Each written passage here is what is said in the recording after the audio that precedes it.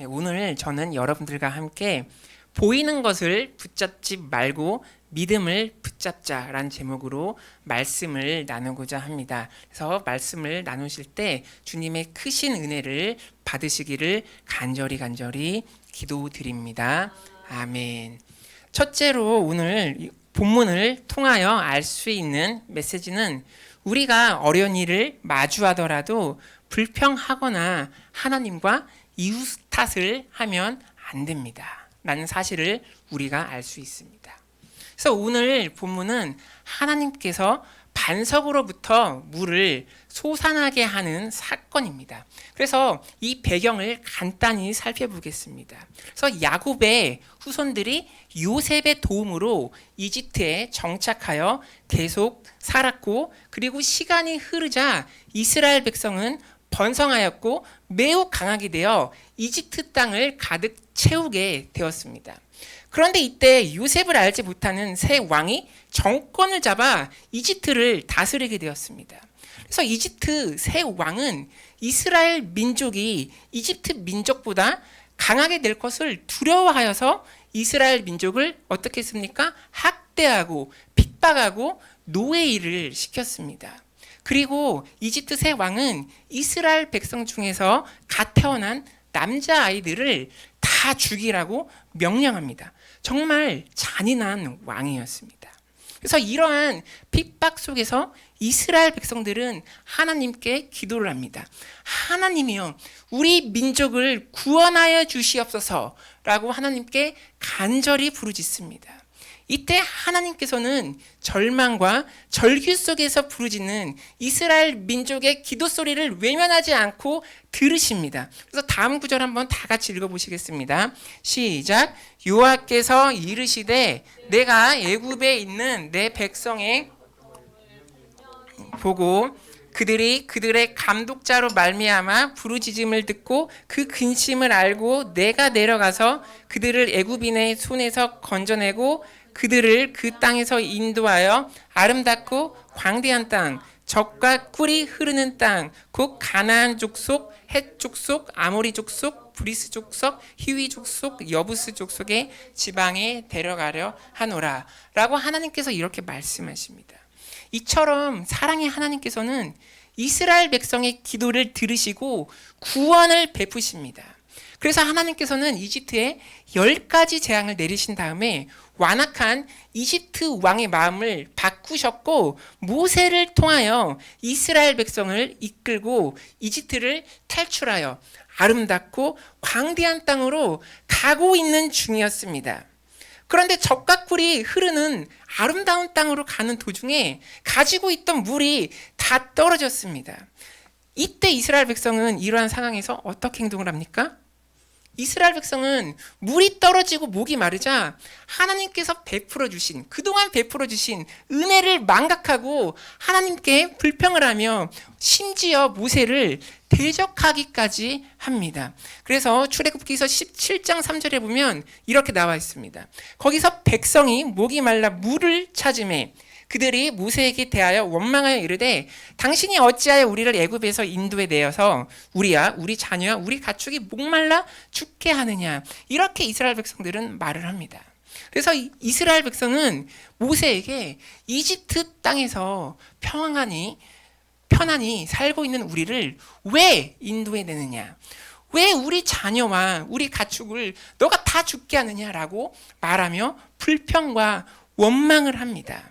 그래서 이스라엘 백성들은 과거와 현재를 비교하며 불평하였고 심지어 노예로 살았던 과거가 지금보다 더 나았다고 하면서 과거에 대해서 후회스러운 발언을 합니다.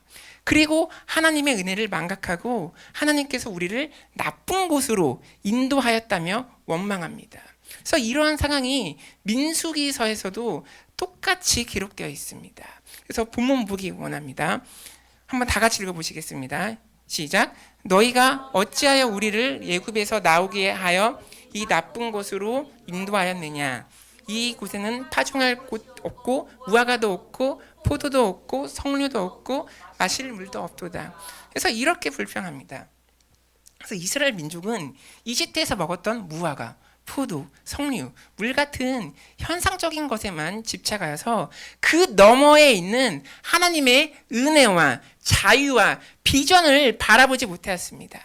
사랑하는 여러분, 우리가 잠시 어려움을 겪는다고 해서 이스라엘 백성처럼 불평하고 원망을 하면 안 됩니다. 하나님께서 베풀어 주신 은혜를 내가 망각하고 거짓된 것에 내가 속아서 과거의 억압과 속박을 그리워하시면 안 됩니다.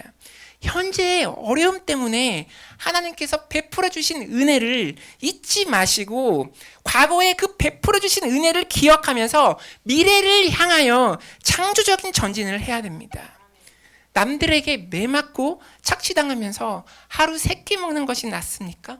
아니면 하나님의 은혜 안에서 자유롭게 되는 비전을 위하여 전진하는 도중에 잠시 어려움을 겪는 것이 낫습니까? 전자입니까? 후자입니까? 네, 후자입니다. 그래서 배부른 돼지보다 배고프지만 생각하는 사람이 더 가치가 있는 것입니다. 그래서 우리가 하나님께서 주신 비전을 향하여 나아갈 때 목마름 같은 일시적인 어려움이 올 수가 있습니다. 그러나 이것은 창조적인 믿음에 전진을 하기 위해서 일시적으로 내가 겪고 있는, 스쳐가는 잠시 잠깐의 어려움일 뿐입니다. 우리가 이 어려움에만 집착을 하여서 하나님께서 베풀어 주신 은혜와 사랑과 비전을 망각하고 불평하고 하나님을 원망하고 하나님을 시험하면 안 됩니다. 그런 어려움이 올수록 겸손하게 하나님을 찾으며 하나님의 은혜를 구해야 됩니다. 우리가 하나님을 찾으면 하나님께서 구원을 예비하십니다. 그래서 고린도전서 10장 13절에 보면 이렇게 말씀하고 있습니다. 사람이 감당할 시험 밖에는 너희가 당한 것이 없나니 오직 하나님은 미쁘사 너희가 감당하지 못할 시험 당함을 허락하지 아니하시고 시험 당할 즈음에 또한 피할 길을 내사 너희로 능히 감당하게 하시느니라. 이렇게 말씀하십니다. 사랑하는 여러분, 우리가 하나님을 위하여 믿음의 전진을 하다가 당하는 시험은 잠깐입니다. 그리고 시험 당할 즈음에 피할 길을 내사 우리로 하여금 능히 시험을 감당케 하십니다. 우리가 충분히 감당할 수 있는 시험을 사탄의 유혹에 내가 넘어가서 불평과 원망으로 내가 감당할 수 있는 시험을 내가 감당하지 못하면 안 됩니다. 오직 겸손하게 하나님만을 의지하며 하나님만을 바라보셔야 됩니다. 그래서 시편 121편 1절은 이렇게 말씀하고 있습니다. 내가 산을 향하여 눈을 들리라. 나의 도움이 어디서 올까? 나의 도움은 천지를 지으신 여호와께로서로다. 이렇게 말씀하고 있습니다. 그래서 사랑하는 여러분, 내가 믿음의 전진을 하다가 사방이 막혔으면 낙담하거나 절망하지 마시고 위에 계시는 전능하시고 전지하시고 전선하시는 전적으로 선하신 하나님을 바라보셔야 됩니다. 하나님을 의지하고 바라볼 때 나의 어려움이 해결되며 하나님께서 나에게 기적을 베풀어 주십니다. 사랑하는 여러분, 하나님을 의지하고 나아가시는 도중에 갑자기 예상치 못했던 어려움을 내가 겪고 계십니까? 그렇다면 내 앞에 펼쳐진 어려움에만 집착해서 내가 그 과거에만 비교하지 말고 그 너머에 있는 하나님의 비전과 하나님의 은혜와 하나님의 사랑을 바라보시기 바라며 믿음의 모험을 계속해서 예수 이름의 능력을 의지해서 믿음의 모험을 계속하시기 바랍니다. 하나님 안에서 능히 감당할 수 있는 시험이니 하나님만 바라보시는 여러분이 되시기를 간절히 기도드립니다. 아멘. 둘째로 본문을 통하여 알 수 있는 메시지는 하나님의 임재 앞에서 생명의 근원이 솟아난다는 사실입니다. 그래서 모세는 이스라엘 백성의 불평과 원망을 듣고 이스라엘 백성을 꾸짖고 훈계했지만 이스라엘 백성은 어떻게 합니까? 계속해서 모세를 원망합니다. 그래서 위대한 지도자인 모세는 이스라엘의 불평에 위협을 느꼈고 이스라엘 백성이 자신에게 돌을 던질 것 같다고 고백합니다. 물론 하나님께서는 이스라엘 백성의 불평을 못마땅히 여기셨겠지만 모세의 기도, 하나님의 친구였죠. 모세의 기도를 들으시고 다음과 같은 약속의 말씀을 주십니다. 오늘 본문 말씀 한번 다 같이 읽어보시겠습니다. 시작. 여호와께서 모세에게 이르시되 백성 앞을 너를 데리고 나일강을 치던 내 지팡이를 손에 잡고 가라. 내가 호렙산에 있는 그 반석 위 거기서 내 앞에 서리니 너는 그 반석을 치라. 그것에서 물이 나오리니 백성이 마시리라. 모세가 이스라엘 장로들의 목전에서 그대로 행하니라. 아멘. 어마어마한 약속입니다. 그래서 하나님께서 어떤 약속을 하셨습니까? 하나님께서 직접 현현하셔서 반석 위에 서 있겠다고 하십니다. 그래서 모세가 현현하신 하나님을 보고 그때 반석을 치면 물이 나오고 백성이 물을 마시게 될 것이라고 하나님께서 약속의 말씀을 주십니다. 사랑하는 여러분, 이것은 무엇을 상징합니까? 아무리 내 앞에 어려운 상황이 나타나고 불가능한 상황이 펼쳐지더라도 하나님의 임재 앞에서는 어떠한 문제라도 해결될 수 있음을 나타내고 있는 것입니다. 그것을 말씀하고 있는 것입니다. 그래서 하나님이 임재하시지 않을 때 반석을 치면 아무 소용이 없습니다. 기적이 일어나지 않습니다.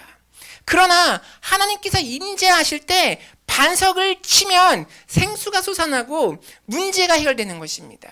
사랑하는 여러분, 그러므로 신앙생활에 있어서 하나님의 임재를 사모하시기 바랍니다. 그 무엇보다 주님의 임재를 사모하시고 간구하시기 바랍니다. 그래서 주님의 임재가 내 삶 속에 임하면 메마른 나의 영혼에, 여러분의 영혼에 생수가 솟아나게 되는 것입니다. 그래서 요한복음 7장 38절에 이렇게 말씀하고 있습니다. 나를 믿는 자는 성경의 이름과 같이 그 배에서 생수의 강이 흘러나오리라 하시니 아멘. 이렇게 말씀하고 있습니다. 이처럼 주님을 나의 구세주로 영접해야지 주님의 임재가 임하며 그 결과 우리의 영혼에 생수의 강이 넘쳐 흘러나게 되는 것입니다. 그런데 여기서 생수는 무엇을 상징합니까? 다음 구절에 나와 있는데 한번 다 같이 읽어보겠습니다. 시작. 그를 믿는 자들이 받을 성령을 가리켜 말씀하는 것이라. 아멘. 그래서 생수는 누구를 상징합니까? 바로 성령님을 상징합니다. 즉 주님께서 우리의 죄를 십자가에서 짊어지고 가셨다는 사실을 내가 그것을 믿음으로 믿어야 주님께서 임재해 주시고 성령님을 선물로 주시겠다는 것입니다. 성령님은 헬라 원어로 파라클레토스라고 하는데 이 뜻이 무엇이냐? 나를 도우시는 분이란 의미를 가지고 있습니다. 이처럼 성령의 생수가 여러분에게 임하면 여러분의 메마른 영혼을 적셔주시고 생명을 공급해 주십니다. 여러분의 무너진 삶을 다시 회복시켜 주십니다. 하나님의 은혜와 사랑을 한없이 베풀어 주십니다. 그래서 이사야서 61장 1절 이렇게 말씀하고 있습니다. 주 여호와의 영이 내게 내리셨으니 이는 여호와께서 내게 기름을 부으사 가난한 자에게 아름다운 소식을 전하게 하려 하심이라. 나를 보내사 마음이 상한 자를 고치며 포로된 자에게 자유를, 갇힌 자에게 노임을 선포하며 이렇게 말씀하고 있습니다. 사랑하는 여러분, 현재 여러분의 영혼이 메마른 채로 방치되어 있으십니까?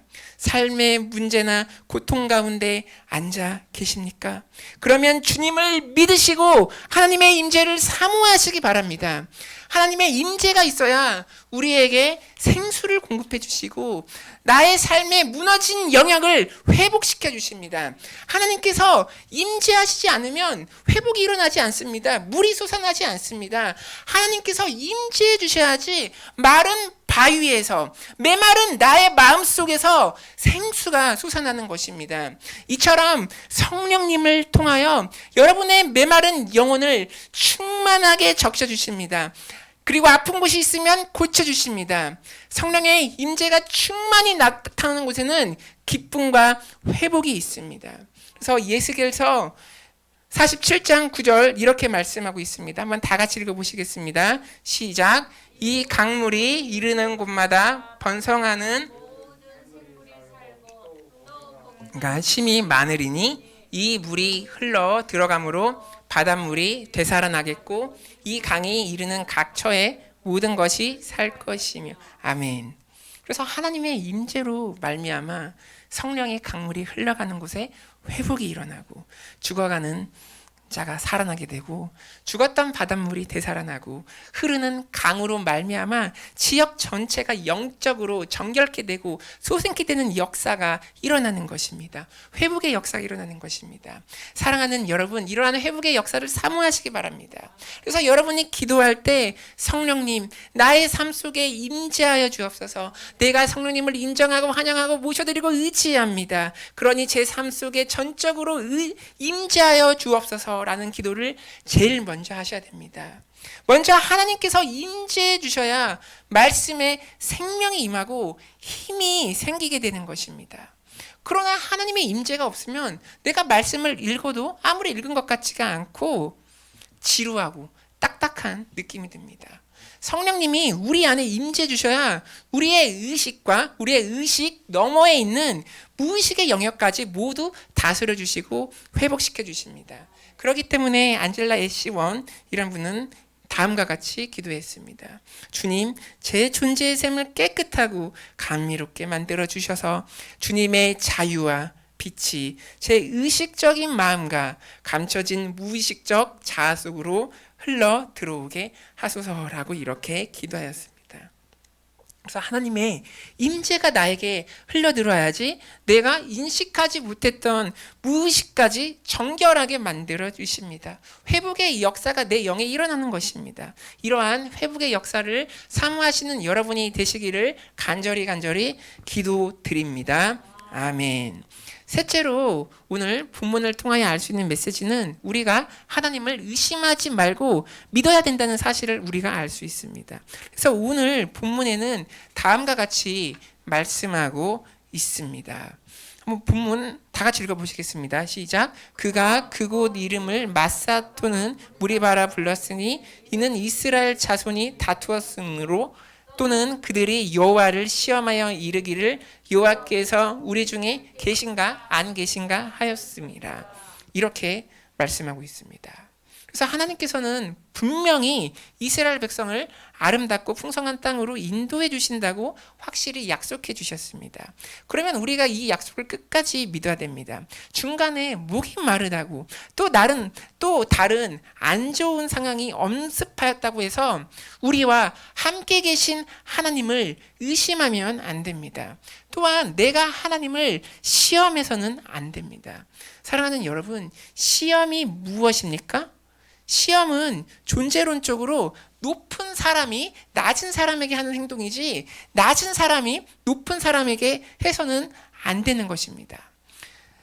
즉 창조주 하나님께서 우리를 시험할 수는 있어도 피조물은 우리가 하나님을 시험해서는 안 되는 것입니다. 그래서 누가복음 4장 12절에 이렇게 말씀하고 있습니다. 예수께서 대답하여 이르시되 주 너의 하나님을 시험하지 말라 하였느니라 이렇게 말씀하고 있습니다. 그래서 우리가 하나님을 의심해서는 안 되고 하나님께서 여기에 계신지 안 계신지 시험하면 안 되는 것입니다.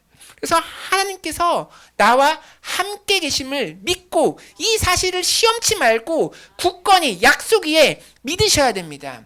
다만 우리가 시험을 해도 되는 것이 있는데 누구인 줄 아십니까? 바로 내 자신입니다. 고린도 후서 13장 5절에 보면 이렇게 말씀하고 있습니다. 너희는 믿음 안에 있는가? 너희 자신을 시험하고 너희 자신을 확증하라. 이렇게 말씀하고 있습니다. 그래서 우리는 항상 하나님의 말씀 속에서 내가 믿음 안에 서 있는가를 점검하고 또 점검해야 하는 것입니다. 무슨 일이 있어도 나의 상황 속에서 말씀 따라서 약속 따라서 우리와 끝까지 함께 하시는 하나님을 믿어야 됩니다. 하나님에 대한 믿음을 내가 끝까지 유지해야 됩니다. 믿음이 신앙생활에서 가장 중요한 요소이기 때문에 사탄은 우리의 믿음을 흔들고 무너뜨리기 위해서 온갖 힘을 씁니다. 그래서 사탄은 위대한 영적 지도자인 모세와 아론의 마음까지 흔들어 놓아서 하나님을 의심하게 하였습니다. 이 똑같은 사건을 민수기 20장에서도 기록되어 있는데 한번 보겠습니다. 민수기 20장 12절에 보면 이렇게 나와 있습니다. 여호와께서 모세와 아론에게 이르시되 너희가 나를 믿지 아니하고 너희도 이스라엘 자손의 목전에서 내 거룩함을 나타내지 아니한 고로 너희는 이 회중을 내가 그들에게 준 땅으로 인도하여 드리지 못하리라 하시니라. 이렇게 말씀하고 있습니다. 그래서 똑같은 상황을 언급하고 있는데 민수기에서는 모세와 아론도 하나님을 온전히 신뢰하지 않고 믿지 아니하였다고 이렇게 기록되고 있습니다. 그래서 내가 아무리 하나님께 크게 쓰임받아도 영적으로 방심한다면 공든탑이 한순간에 무너지는 것입니다. 사탄은 이스라엘 백성뿐만 아니라 영적인 지도자를 무너뜨리기 위해 공격합니다. 우리가 사탄의 공격에 무너지지 않으려면 귀에 들리는 것이 없어도, 손에 잡히는 것이 없어도, 눈에 보이는 것이 없어도 우리와 항상 동행하시는 하나님을 내가 믿음으로 바라보아야 되는 것이 가장 중요합니다. 믿음이란 무엇입니까? 믿음이란 보이지 않는 상황 속에서 하나님을 바라보는 것이 바로 믿음입니다. 그렇기 때문에 로마서 4장 20절은 이렇게 말씀하고 있습니다. 믿음이 없어 하나님의 약속을 의심하지 않고 믿음으로 견고하여져서 하나님께 영광을 돌리며 라고 이렇게 말씀하고 있습니다. 이뿐만이 아닙니다. 성경은 특별히 믿음을 강조하고 있고 많은 성경 구절이 믿음에 대해서 언급하고 있습니다. 이것은 무엇을 나타냅니까? 그만큼 믿음이 우리의 신앙생활에 있어서 중요하다는 것을 나타내고 있는 것입니다. 인생을 우리가 살다 보면 우리가 어떤 중요한 기여를 누군가에게 했을 때 사회나 조직에서 무엇을 주죠? 바로 상을 줍니다. 상. 믿음도 마찬가지입니다. 믿음이 중요하기 때문에 하나님께서는 믿음으로 자기를 찾는 자들에게 무엇을 주십니까? 특별히 상을 주신다고 말씀하고 있습니다. 히브리서 11장 6절에 보면 믿음이 없이는 하나님을 기쁘시게 하지 못하나니 하나님께 나아가는 자는 반드시 그가 계신 것과 또한 그가 자기를 찾는 자들에게 상 주시는 이심을 믿어야 할지니라.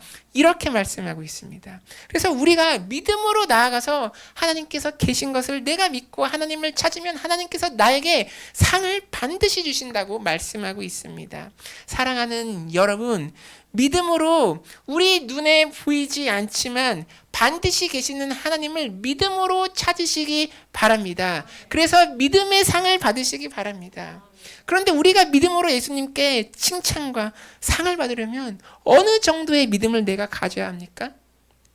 성경에 보면 주님께서 지금까지 그 당시에 지금까지 이 사람만큼의 믿음을 보지 못하였다고 하면서 칭찬한 사람이 있습니다. 누구입니까? 바로 병에 걸린 하인을 고쳐달라고 예수님께 부탁한 백부장입니다. 백부장이 어떠한 고백을 하였습니까? 한번 다 같이 읽어보겠습니다. 시작. 백부장이 대답하여 이르되 주여 내 집에 들어오심을 나는 감당하지 못하겠사오나만 말씀으로만 하옵소서. 그러면 내 하인이 낫게 싸움나이다. 나도 남의 수하에 있는 사람이요 내 아래에도 군사가 있으니 이더러 가라 하면 가고 저더러 오라 하면 오고 내 중더러 이것을 하라 하면 하나이다. 예수께서 들으시고 놀랍게 여겨 따르는 자들에게 이르시되 내가 진실로 너희에게 이르노니 이스라엘 중 아무에게서도 이만한 믿음을 보지 못하였노라. 이렇게 성경은 기록하고 있습니다. 그래서 자신의 신하를 고쳐달라고 백부장이 예수님께로 찾아옵니다.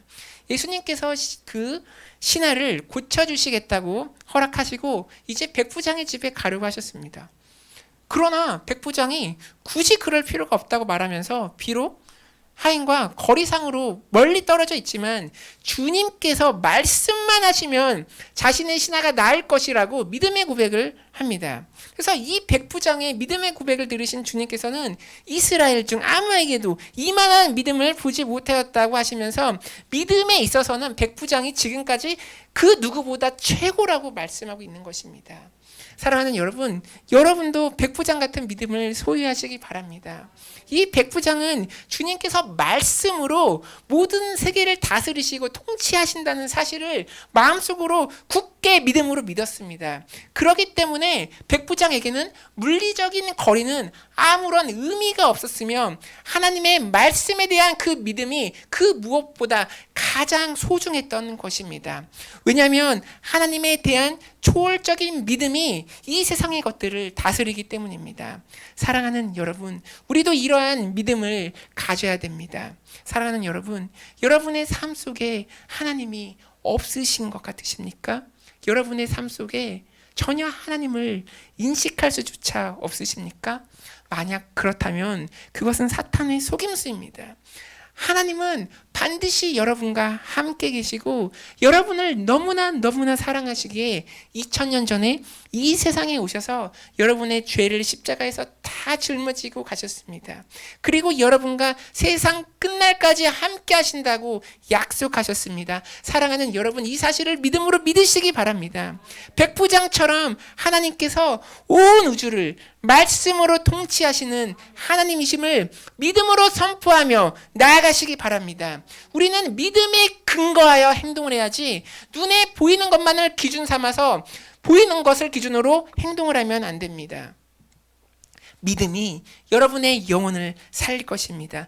믿음이 모든 것을 이깁니다. 믿음이 그 무엇보다 가장 중요합니다. 사랑하는 여러분, 믿음에 굳게 서 있으시길 바랍니다. 그래서 베드로전서 1장 9절에 보면 이렇게 나와 있습니다. 믿음의 결국 곧 영혼의 구원을 받음이라. 아멘. 왜 믿음이 이처럼 중요했습니까?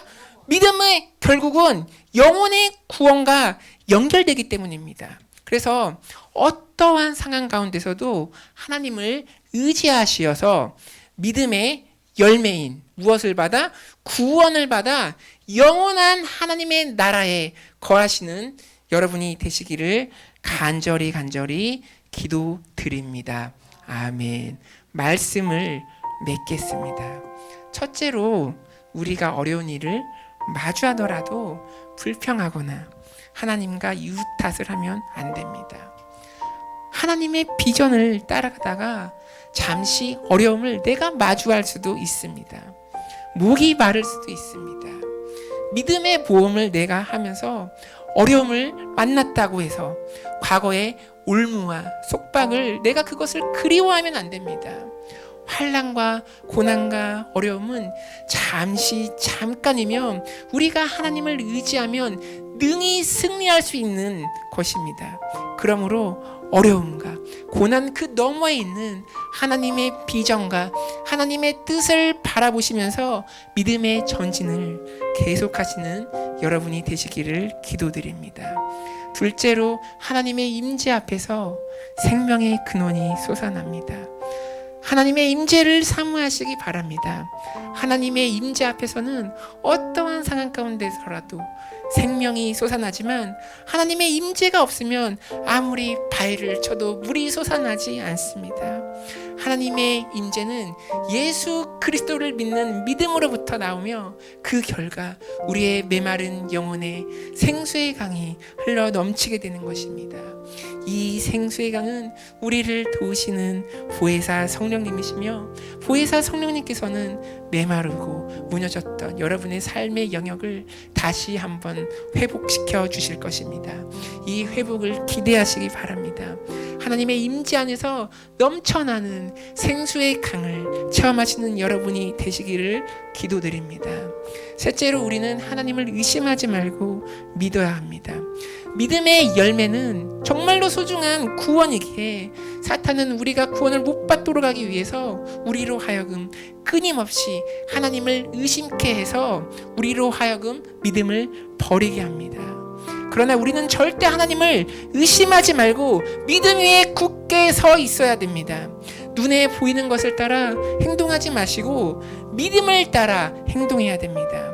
백부장처럼 주여 말씀만 하옵소서 그러면 내 하인이 지금 낫겠나이다 라는 그 믿음의 고백을 하시면서 그 믿음의 고백으로 예수 그리스도를 영접하셔서 영원한 하나님의 나라를 유산으로 받으시는 여러분이 되시기를 간절히 기도드립니다. 아멘.